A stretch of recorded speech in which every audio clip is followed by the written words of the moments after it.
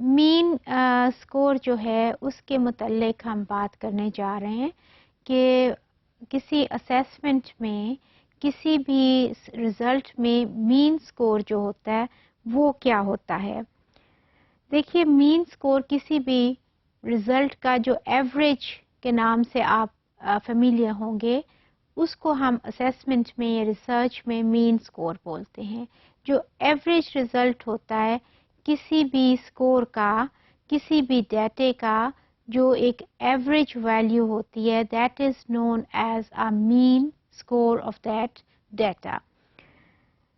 یہ دیکھیے یہ جو فگر ہے اس میں آپ کو یہ نظر آ رہا ہے یہ جو یہ دو لائنوں کے ساتھ انہوں نے کیا ہوا ہے یہ اس کا ایوریج ہے یا مین اسکور ہے. مین اسکور جب آپ کس طرح سے آپ اس کو وہ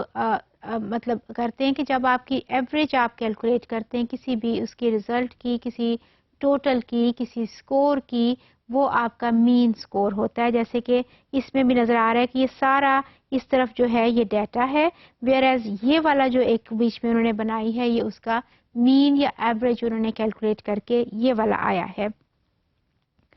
اور اس کا آپ دیکھیے کہ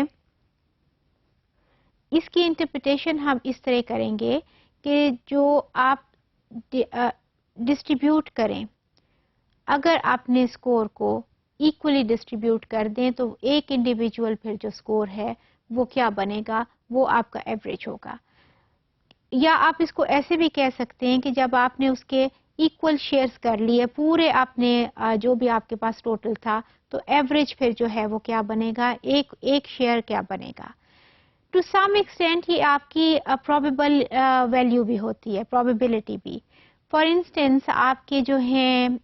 کلاس میں 50 لوگ ہیں اور آپ کے پاس میتھ کا یا انگلش کا رزلٹ ہے اس کی آپ ایوریج کیلکولیٹ کرتے ہیں تو وہ ایک ایوریج آ گئی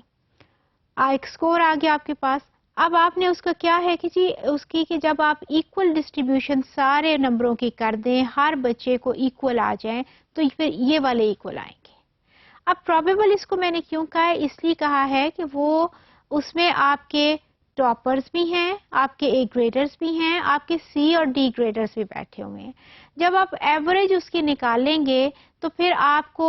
وہ ایک اوور آل آپ کے رزلٹ کی پوزیشن تو دے دیتا ہے کہ آپ کو یہ رزلٹ ہوگا میرا اس لیول پہ ہے اگر میں اس والے اسکور کو ایکولی ڈسٹریبیوٹ کر دوں سارے اسٹوڈنٹس میں تو میرا رزلٹ یہاں کھڑا ہے